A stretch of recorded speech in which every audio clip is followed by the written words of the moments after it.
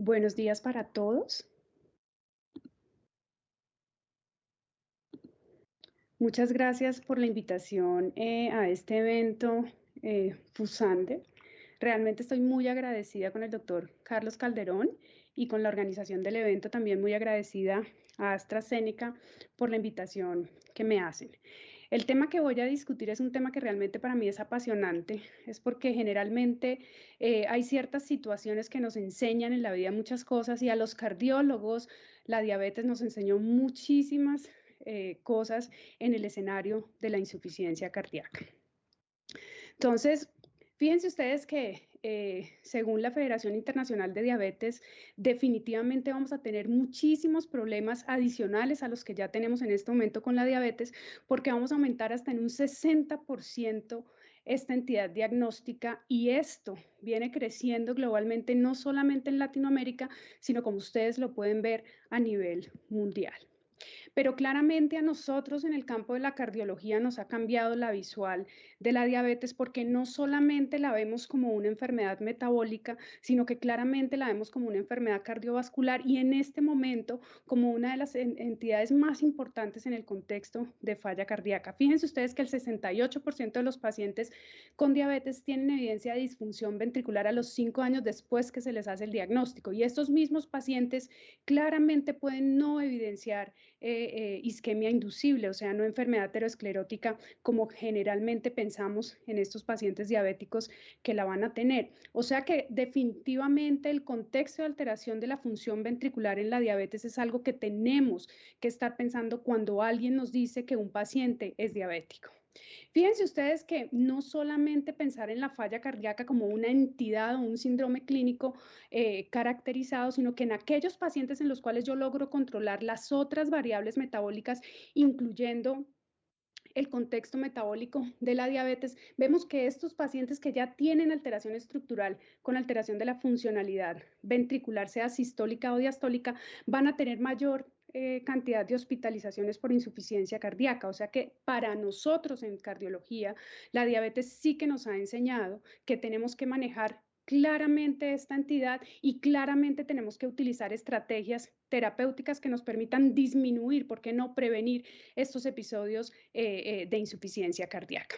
Y si miramos por género, falla cardíaca no se queda atrás en los pacientes diabéticos indiscriminadamente en género. Ustedes pueden ver en mujeres y en hombres cuál es la prevalencia de la falla cardíaca en estos pacientes diabéticos. Entonces es muy importante enfocarnos realmente en lo que a veces tenemos que hacer con esta entidad. Pero ¿desde cuándo nos dimos cuenta nosotros que la diabetes era un poco más que el manejo del azúcar? Entonces fíjense ustedes que antes del 2008 probablemente nuestro enfoque era en el control muy importante de esta variable, ¿sí? Que la medíamos como hemoglobina glicosilada, pero luego del 2018 con algunas warnings que nos puso la FDA precisamente por algunas alteraciones cardiovasculares que se presentaban en estos pacientes, nos ha hecho cambiar un poco la visual y pensar más allá del control de la hemoglobina glicosilada y realmente pensar en desenlaces duros para estos pacientes, dado lo importante y la asociación tan clara que tenemos en mortalidad cardiovascular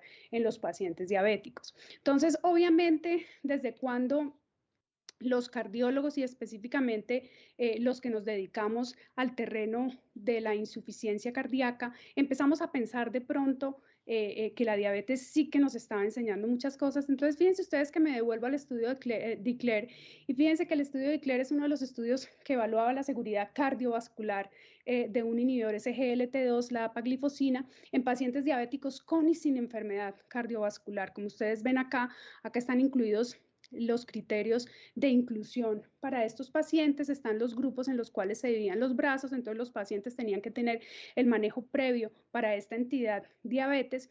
Claramente se miraron desenlaces de seguridad cardiovascular y el primario es un desenlace de seguridad cardiovascular y también teníamos desenlaces primarios de eficacia. Entonces fíjense que estábamos claros con la relación de mortalidad y se quería probar específicamente eso. Obviamente tenemos desenlaces secundarios renales, que ustedes saben lo importante que es en el contexto de esta entidad, y también algunos desenlaces adicionales de seguridad teniendo el contexto de la molécula que estábamos probando.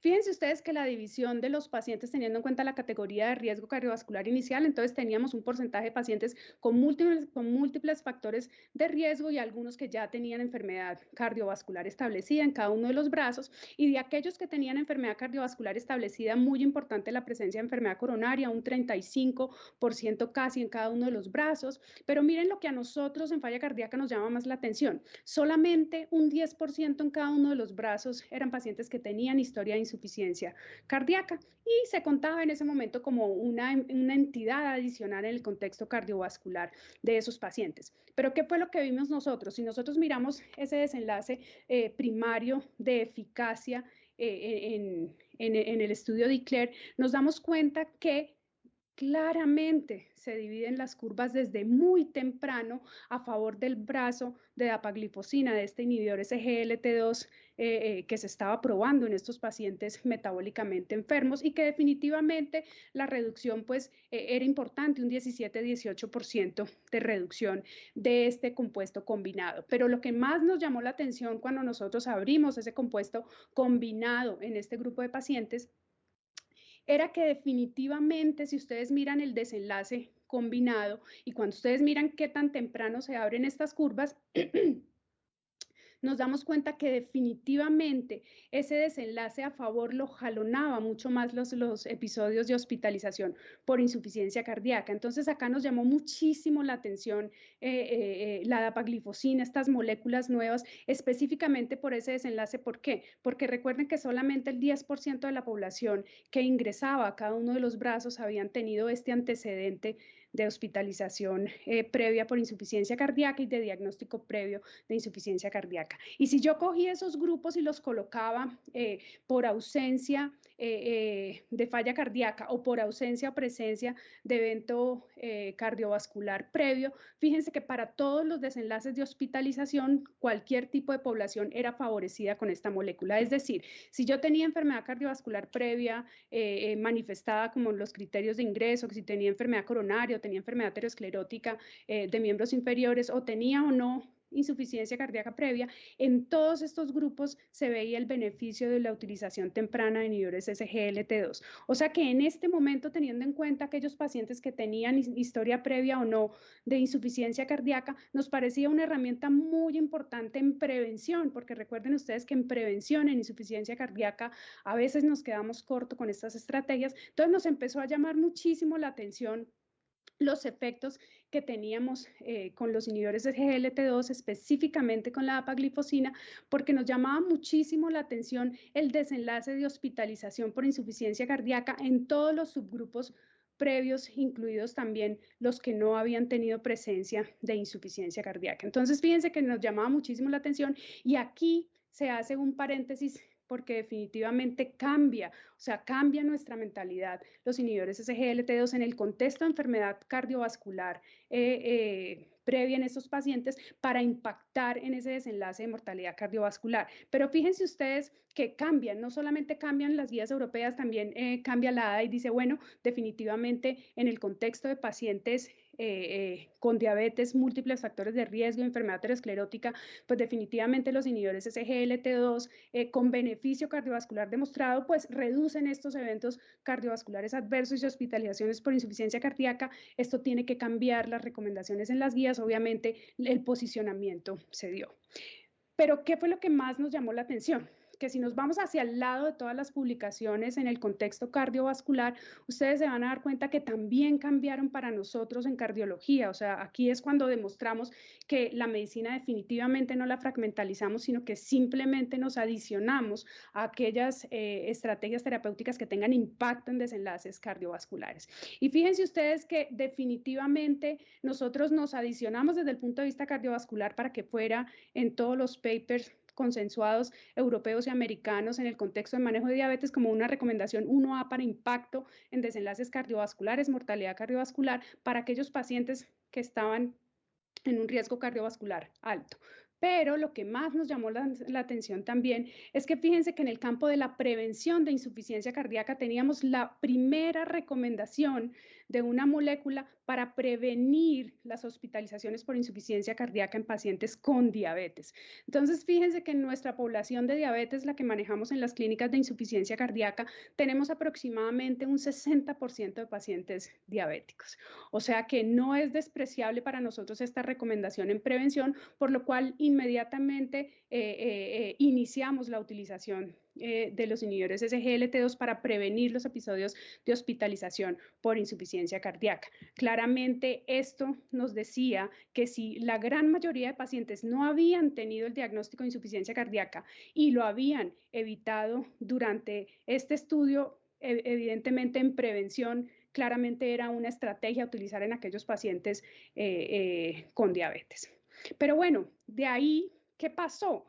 Obviamente no se quedó ahí. Cuando nosotros tenemos algo tan importante que impacta en uno de los desenlaces más funestos en la insuficiencia cardíaca, que son las hospitalizaciones por insuficiencia cardíaca, pues lo primero que vamos a ver es, bueno, ¿y por qué esto es tan importante en este campo? Y empezamos a ver todos los efectos que tenían a nivel miocárdico, a nivel de utilización de reserva energética en estos pacientes con alteraciones de disfunción ventricular izquierda y también cómo manejaban de bien el volumen intravascular y el intersticial, siendo una molécula que definitivamente mejoraba algunas condiciones hemodinámicas y también impactaba a nivel renal con su actuación a nivel de arteriola aferente. Entonces, fíjense que se unían todos estos órganos para saber que definitivamente el desenlace en estos pacientes iba a mejorar notablemente con la adición de los inhibidores SGLT2. Pero también empezamos a ver que no solamente eran algunas condiciones que inicialmente se creían que eran solamente efectos hemodinámicos, también vimos un poco más allá de algunas acciones que tienen en los intercambiadores de sodio y hidrogeniones que nos llamaban muchísimo la atención para la manera como actuaba la célula miocárdica, cómo la hacía un poco más eficiente. Y también vimos que definitivamente nos evitaba algunos de los desenlaces que siempre queríamos nosotros en falla cardíaca, que era que esos ventrículos no se remodelaran tanto, no cambiaran, no tuvieran tanta fibrosis. Entonces, fíjense que sí empezaba a impactar en algunas variables que utilizamos en el día a día en estos pacientes con insuficiencia cardíaca. Y más nos llamó la atención cuando empezamos a ver que en algunos de los pacientes que ya tenían otras moléculas que se habían probado tan importantes en insuficiencia cardíaca, todo lo que viene de los inhibidores de enzima convertidora de angiotensina, los ARA o los ARNI, en estos pacientes veíamos aún más el beneficio y veíamos que cambiábamos absolutamente todo. Cambiábamos lo que era acción sobre arteriola aferente, ya venía también la arteriola eferente con los cambios adicionales con los medicamentos que traían previamente estos pacientes, y lo que se veía era que sí el feedback glomerulotubular cambiaba y cambiaban los biomarcadores presentes en los pacientes con insuficiencia cardíaca. Pero fíjense que definitivamente partimos de acá, de lo que es prevención de insuficiencia cardíaca, cuando nos dimos cuenta en el DECLARE de este desenlace tan importante y dijimos, bueno, ¿será que en el tratamiento de aquellos pacientes en los cuales se ha detectado insuficiencia cardíaca también impacta de la misma manera o no vamos a ver nosotros ese impacto? Entonces, fíjense que ¿cómo probamos nosotros esa hipótesis? Pues claramente sale el DAPA Heart Failure, que este sí es el estudio que entra al campo cardiovascular para salirse un poco del campo metabólico y nos dice, bueno, pues probemos en la población de no diabéticos, si eso que usted vio en los diabéticos también ocurre en los no diabéticos que tienen insuficiencia cardíaca, porque el impacto ha sido muy importante en prevención para los pacientes diabéticos. Entonces, fíjense ustedes los criterios de inclusión. Más de 18 años, con o sin diabetes, el diagnóstico de insuficiencia cardíaca con función sistólica reducida, las clases funcionales, que este hubiera sido hecho hace más de 2 meses, la función sistólica del ventrículo izquierdo, los péptidos, la tasa de filtración glomerular que se permitía de 30 para arriba y obviamente que estuvieran con el tratamiento estable de la insuficiencia cardíaca. Se iba a los dos brazos, el brazo de la dapaglifosina, el brazo placebo. Fíjense ustedes el desenlace primario, sí que traduce mucho los desenlaces cardiovasculares que se utilizan en falla cardíaca, muerte cardiovascular, hospitalizaciones por insuficiencia cardíaca o visitas por urgencia. Aquí estas que nunca se habían contado también se contaron y son muy importantes para nosotros. Dentro de los desenlaces secundarios, pues está nuevamente el tiempo en que transcurre a tener algunos de los desenlaces primarios, el número total de las hospitalizaciones por insuficiencia cardíaca, siendo la primera o las recurrentes, los cambios en las clasificaciones para calidad de vida y en los puntajes para calidad de vida, y las alteraciones renales, que para nosotros en insuficiencia cardíaca es un desenlace que tenemos que probar con las moléculas en insuficiencia cardíaca. Y fíjense ustedes, a diferencia de lo que pensamos que iba a ser una sorpresa, lo que hizo fue ratificar lo que nosotros ya estábamos pensando. Y fíjense ustedes que definitivamente hay una reducción del 26% en la mortalidad cardiovascular y las hospitalizaciones por insuficiencia cardíaca, incluidas las visitas con un número necesario a tratar de 21 en aquellos pacientes con insuficiencia cardíaca no necesariamente diabéticos, en los cuales se instauraba esta terapia. Pero lo que más nos llamó la atención, doctores, es que en insuficiencia cardíaca son pocos, digamos, los medicamentos en los cuales uno alcanza significancia estadística antes de 30 días. Y eso lo habían logrado algunas moléculas previas, casi todas, pero no todas las moléculas que utilizamos en insuficiencia cardíaca. Y fíjense que el recordar que una molécula como los inhibidores SGLT2 tan temprano como al día 28 muestra significancia estadística en su desenlace primario fue lo que nos cambió el actuar en insuficiencia cardíaca, que ya ustedes lo van a ver. Y fíjense ustedes acá, nuevamente volvemos a ver el componente del resultado primario, empeoramiento de insuficiencia cardíaca, y claramente vemos que cuando son hospitalizaciones por insuficiencia cardíaca tan temprano como el día 5, yo ya estoy empezando a ver algunos cambios y la significancia la alcanzo en el día 28. O sea que definitivamente solamente una reducción del 30% en hospitalizaciones por insuficiencia cardíaca nos dice que algo estamos haciendo bien con todos los efectos que tienen estas moléculas a nivel cardiovascular. Entonces, fíjense ustedes, cuando miramos mortalidad cardiovascular, pues en este estudio alcanzamos la significancia estadística en mortalidad cardiovascular con una reducción del 18%. Cuando nos vamos a ver los subgrupos, porque en falla cardíaca los subgrupos son muy importantes, en todos los subgrupos se mantiene definitivamente el desenlace prevalente para este primario, que es a favor del uso de los inhibidores SGLT2. Y cuando yo me voy a ver la etiología, me doy cuenta que en isquémicos y no isquémicos el desenlace es el mismo, o sea, es ideal utilizar estas moléculas en insuficiencia cardíaca para lograr disminución en la mortalidad cardiovascular y en los episodios de hospitalización por insuficiencia cardíaca. Y algunos de los subgrupos preespecificados que se tenían, teniendo en cuenta que partimos de un estudio metabólico con el Dicler y una molécula que queríamos verificar seguridad cardiovascular, y nos vamos a otro tipo de estudios, pues fíjense ustedes que en aquellos metabólicamente más enfermos y en otros que no tenían este diagnóstico de diabetes mellitus, definitivamente el desenlace es a favor para estos desenlaces de hospitalización por insuficiencia cardíaca y mortalidad cardiovascular. Y cuando yo me voy en las terapias previas, recuerden ustedes que para nosotros en el 2014 también se parte la historia de la insuficiencia cardíaca con los inhibidores de nefrilicina. Entonces, pues queríamos ver en ese subgrupo de pacientes, teniendo en cuenta el mecanismo de acción que tenían los inhibidores de nefrilicina, si la adición de un inhibidor SGLT2 producía un efecto adicional. Y fíjense ustedes que para nuestra sorpresa, pero ya les voy a explicar por qué la sorpresa, pareciera que aquellos que sí no tuvieran un efecto de estas moléculas. Pero claramente aquí es cuando la estadística nos juega un papel muy importante para poder interpretar los resultados, y definitivamente si ustedes miran lo que ha transcurrido de la evidencia con los inhibidores de nefrilicina, sabemos que todavía, a pesar de que llevamos un recorrido importante con los inhibidores de nefrilicina, todavía la gente no se adapta a estas moléculas, y el porcentaje de pacientes que tenían inhibidores de nefrilicina era bajo. Por eso ven ustedes, digamos, ese intervalo de confianza. Pero claramente sabemos en prueba de concepto que definitivamente es a favor de la terapia combinada, y ya se los voy a mostrar con otros subanálisis. Y lo que más nos llamó la atención es que cuando se abren todos los subgrupos, teniendo en cuenta toda la base, digamos, de las funciones sistólicas del ventrículo izquierdo, todos aquellos pacientes que se incluyeron, ¿sí?, estuvieron a favor de desenlaces primarios, desenlaces de seguridad, para tener menores desenlaces cuando estaban sometidos a los inhibidores SGLT2, que ustedes lo pueden ver acá.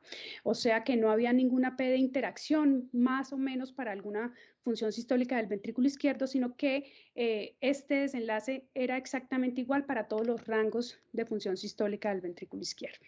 Si nosotros miramos también mortalidad por todas las causas, vemos también el impacto que hay a favor con un 17% de reducción, y cuando empezamos de pronto a abrir algunos de los subgrupos preespecificados para estudio, empezamos a ver también el impacto que tenían los marcadores de mortalidad más importantes que nosotros tenemos en insuficiencia cardíaca, que es el péptido natriurético, en el cual veíamos una reducción importante. Entonces, fíjense que generalmente todo entra por los ojos, y si ustedes miran acá, estos son números muy importantes en el contexto de reducción de desenlaces cardiovasculares para nuestro terreno en insuficiencia cardíaca. Pero claramente para llegar hasta acá hemos pasado por algunos estudios negativos. Cuando la función sistólica es reducida, ustedes podrán ver ahí algunos de los cuales reconocen con múltiples moléculas que hemos utilizado. También hemos tenido muchos estudios positivos en insuficiencia cardíaca que han cambiado rotundamente las guías de insuficiencia cardíaca. Pero fíjense ustedes que si tuviéramos que mirar por tiempos, en qué tiempo nos hemos movido más hacia donde debemos, que son hacia donde vemos en evidencia que es lograr estos desenlaces, pues claramente pudiéramos decir que en los 10 años previos hemos cambiado realmente la dinámica del manejo de la insuficiencia cardíaca. Pero fíjense que no solo nos quedamos ahí. Cuando ustedes ven el estudio DAPA Heart Failure, uno piensa solamente en aquellos pacientes ambulatorios que llegan al consultorio, pero no solamente nos quedamos ahí, porque nosotros no solo vemos pacientes ambulatorios, vemos pacientes hospitalizados y vemos pacientes que transicionan a otro tipo de estadios. Entonces, teniendo en cuenta los desenlaces tan importantes que nos habían mostrado los inhibidores SGLT2 en el contexto de este escenario cardiovascular, que es la insuficiencia cardíaca, pues nos fuimos a falla cardíaca y a todos los escenarios que tiene la insuficiencia cardíaca, incluidos los episodios de empeoramiento de insuficiencia cardíaca. ¿Por qué? Porque como ustedes saben, cuando un paciente hace un episodio de hospitalización, o lo que llamamos ahora empeoramiento de insuficiencia cardíaca, y requiere hospitalización, se muere un poquito más. Entonces queríamos saber si con estas moléculas pues se iban a morir un poquito menos. Y claramente, como ustedes ven ahí esbozado en este slide, tenemos pacientes ambulatorios hospitalizados en los cuales estas moléculas también las estamos probando, y si miramos fenotipos reducidos preservados, donde también estamos probando los inhibidores SGLT2. Obviamente, para nosotros poder establecer una de estas moléculas dentro de las guías y que tenga un nivel y recomendación que sea ideal para poder ser un seguimiento trazador en algunos de los centros de excelencia, pues igualmente al su momento también fue publicado el Emperor Reviews, que es un estudio que también está con inhibidores SGLT2, que es la empagliflozina. Y fíjense ustedes que para efectos prácticos, los pacientes incluidos cambian un poco los criterios de inclusión. Eso nos pudiera explicar por qué cambian algunos de los desenlaces del Emperor Reviews. Acá, como ustedes ven las características basales, y la diferencia que encontramos nosotros es en mortalidad cardiovascular, las cuales fueron explicadas en su momento muy probablemente por el número de pacientes incluidos y por el seguimiento de pacientes, y por algún porcentaje aumentado de pérdida de número de pacientes. Entonces acá en esta diapositiva les quise esbozar las diferencias. Entonces fíjense ustedes que fueron 111 menos eventos de muerte cardiovascular en el Emperor Reviews comparado con el DAPA. El seguimiento también fue muy diferente. Las tasas fueron diferentes, específicamente en mortalidad, porque en algunos marcaron más para hospitalización por insuficiencia cardíaca. Hubo una mayor tasa de no continuidad con el tratamiento en el Emperor Reviews, y todo esto hace que cambiara específicamente ese desenlace. Pero obviamente, como todo, para nosotros poder tener por guías una molécula instaurada o que realmente cambie esta situación, pues lo que se hacen son los metaanálisis para aumentar precisamente ese número que en alguno de los estudios fue menor, y para poder verificar esos desenlaces uno a uno. Y lo que vemos es que definitivamente los inhibidores SGLT2 en el campo de la insuficiencia cardíaca nos han demostrado un impacto en hospitalizaciones iniciales y hospitalizaciones recurrentes estadísticamente significativo, al igual que en mortalidad cardiovascular. O sea que definitivamente estas moléculas llegaron para quedarse. Y si nos vamos al campo de las hospitalizaciones, fíjense ustedes que la sotagliflozina, que es un poco diferente porque la sotagliflozina también es un inhibidor SGLT1 dentro de esta molécula, o sea, digamos que bloquea estos dos, SGLT1 y SGLT2, pero fíjense ustedes que lo que nosotros queríamos ver era qué pasaba con estos pacientes en este momento de mayor mortalidad cuando se hospitalizan, y claramente lo que vimos es que también hay una reducción muy importante a favor, casi de un 40% del desenlace primario. Obviamente volvemos a colocar todo esto en un metaanálisis con ciertas poblaciones y ciertos desenlaces por el cambio de los escenarios, y nos damos cuenta que en el contexto cardiovascular de desenlaces duros, evidentemente estas moléculas llegaron a cambiarnos la dinámica en la insuficiencia cardíaca. Entonces, fíjense ustedes que teniendo en cuenta los estudios iniciales que les mostré, específicamente el DAPA Heart Failure, el efecto de la dapaglifosina en muerte cardiovascular y empeoramiento de la insuficiencia cardíaca es muy consistente en todos los subgrupos, independientemente de la terapia que traigan, de la severidad de la enfermedad, de la etiología, independientemente de cuál es el cuartil de la función sistólica del VI en la que se encuentren y cuál es el marcador que tienen, todos son a favor del uso de los inhibidores SGLT2. ¿Pero esto qué hizo? Esto realmente nos cambió definitivamente la dinámica mental en insuficiencia cardíaca. ¿Por qué? Porque teniendo en cuenta que es una molécula que produce desenlaces tan rápidos en insuficiencia cardíaca y que alcanza significancia muy rápido para lo mortal que puede llegar a ser tener este diagnóstico, pues evidentemente empezamos a priorizar el inicio de los medicamentos, de todos los medicamentos, antes de titularlos. ¿Por qué? Porque fíjense que en insuficiencia cardíaca nosotros podemos demorarnos hasta un año titulando un paciente con las moléculas año es mucho, un año es mucho para un paciente que padece una enfermedad tan mortal como la insuficiencia cardíaca, independientemente de su etiología. Entonces, fíjense ustedes que teniendo en cuenta esto, cuando se empiezan a sacar algunos de los análisis de los estudios previos para verificar qué pasaba con las comparaciones de estos pacientes que habían estado tratados con estas terapias, pues claramente nos damos cuenta que definitivamente las guías tenían que ser modificadas, porque aquellos pacientes que tenían la terapia a base de beta bloqueadores, inhibidores de nefrilicina, antagonistas de aldosterona y los recientes inhibidores SGLT2 iban a tener mucha sobrevida ganada por la utilización de estas 4 moléculas, a diferencia de los pacientes que venían con las otras moléculas previas. Entonces, esto nos cambia un poco la dinámica del inicio temprano, y cuando nos pusimos a revisar el tiempo en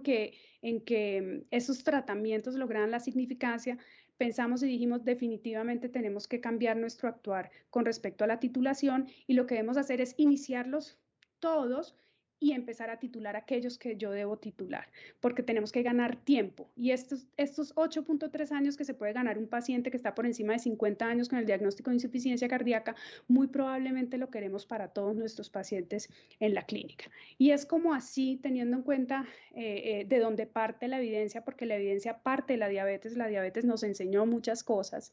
Fíjense ustedes que logramos establecer con el DAPA Heart Failure, con el Emperor Reduce y con el Soloist, que definitivamente esta molécula llega a tener una recomendación 1A en las guías de insuficiencia cardíaca recientemente publicadas, en la cual mencionan que la dapaglifosina y la empaglifosina son recomendadas en pacientes con insuficiencia cardíaca con función sistólica reducida para disminuir el riesgo de hospitalizaciones por insuficiencia cardíaca y muerte, con una recomendación 1A, o sea que cambia la dinámica de pensamiento. Y obviamente, ¿cómo hacemos entonces con la titulación? ¿Qué hacer con mi paciente? También nos llega a decir que de pronto tenemos que personalizar un poco más el manejo de estos pacientes y utilizar, ¿por qué no?, algunos fenotipos teniendo en cuenta las variables hemodinámicas de estos pacientes. Y nos proponen en este paper cómo lograr que mi paciente tenga esas 4 moléculas y cómo lograr titular una más que otra de las que tenemos que titular, teniendo en cuenta los perfiles hemodinámicos. Entonces, fíjense ustedes, este es el tratamiento base de la insuficiencia cardíaca en el 2021. Inhibidor de nefrilicina, beta bloqueador, antagonistas de los receptores y inhibidores SGLT2. Entonces, fíjense ustedes que es muy importante porque cambia la dinámica de pensamiento que teníamos solamente con los beta bloqueadores o los IECAS o los beta bloqueadores y los inhibidores de nefrilicina. Entonces, nos dicen no solamente estos dos, inicie toda su terapia modificadora de enfermedad que más impacto tiene en mortalidad cardiovascular y en hospitalizaciones por insuficiencia cardíaca, y luego vaya haciendo los cambios según el perfil. Entonces, fíjense que es una nueva aproximación, y cuando yo completo definitivamente todos estos medicamentos, estas terapias modificadoras, fíjense que definitivamente yo impacto en la mortalidad en mis pacientes, y de aquí hay una disminución significativa de la mortalidad cuando yo utilizo la terapia que tengo que utilizar. El problema fue entonces cómo hago para titular. Lo titulo primero el otro. Entonces titulo primero el beta bloqueador antes que titular el ARNI. En qué momento le adiciono el ISGLT2. Entonces fíjense ustedes que empezamos con las 4 moléculas y podemos utilizar algunos clústeres de titulación. Esta es una propuesta de la Sociedad Canadiense para ir titulándolo, pero lo más importante es que yo puedo utilizar algunos perfiles hemodinámicos para la titulación, pero tengo que tener mi paciente con la terapia fundacional, que vendría siendo un beta bloqueador, un antagonista de los receptores mineralocorticoides, un inhibidor de nefrilicina y indudablemente los inhibidores SGLT2 que llegaron para cambiarnos la dinámica de la insuficiencia cardíaca. Esta es la propuesta de las guías europeas, en la cual desde el inicio, si ustedes ven acá esta barra gris, están los inhibidores SGLT2 durante todo el tratamiento, y aquí lo que ellos van haciendo es todavía dar algunos de los pasos. Probablemente esto, cuando sean lanzadas en un mes, probablemente cambie un poco los tiempos en los cuales yo tengo que hacerlo, porque definitivamente tenemos que lograr tener a nuestros pacientes tan rápido como 4 a 6 semanas con el inicio de esta terapia fundacional, que son los 4 fantásticos que les mencioné, y tenemos que titular rápidamente estos pacientes para casi que de 6 a 8 semanas tener estos pacientes titulados a las dosis en las cuales los trials definitivamente nos dicen que está el impacto. Obviamente, dosis bajas tienen impacto también, pero lo ideal siempre, doctores, es que las moléculas en insuficiencia cardíaca que se deben titular, hay que titularlas a las dosis máximas. Esta es una propuesta adicional del American College of Cardiology del 2021. Esta es la propuesta que lanzan los americanos para la insuficiencia cardíaca. Y fíjense ustedes que los naranjas son los que se inician inmediatamente. Entonces, claramente nos dicen que la terapia fundacional tiene que prevalecer en el manejo de nuestros pacientes con insuficiencia cardíaca. ¿Cuáles serían los mensajes a llevar a casa? Definitivamente la diabetes nos cambió la vida, y de manera significativa en el campo de la insuficiencia cardíaca. Nos enseñó que no solamente podemos ver pacientes con enfermedad aterosclerótica precoz y enfermedad coronaria como manifestación de etiología isquémica en estos que hacen insuficiencia cardíaca. Nos enseñó el peso que tienen las alteraciones estructurales tanto en diástole y en sístole, y nos enseñó la prevención con los inhibidores SGLT2 en el campo de la diabetes, y se traslada de la prevención al tratamiento en aquellos pacientes que tienen insuficiencia cardíaca con o sin diabetes. Y definitivamente los inhibidores SGLT2 cambiaron el planteamiento del tratamiento de la insuficiencia cardíaca. Entre más temprano, más rápido el beneficio y el impacto en mortalidad cardiovascular y hospitalizaciones por insuficiencia cardíaca. Nuevamente reitero mi agradecimiento por la invitación y muy atenta a las preguntas. Muchas gracias.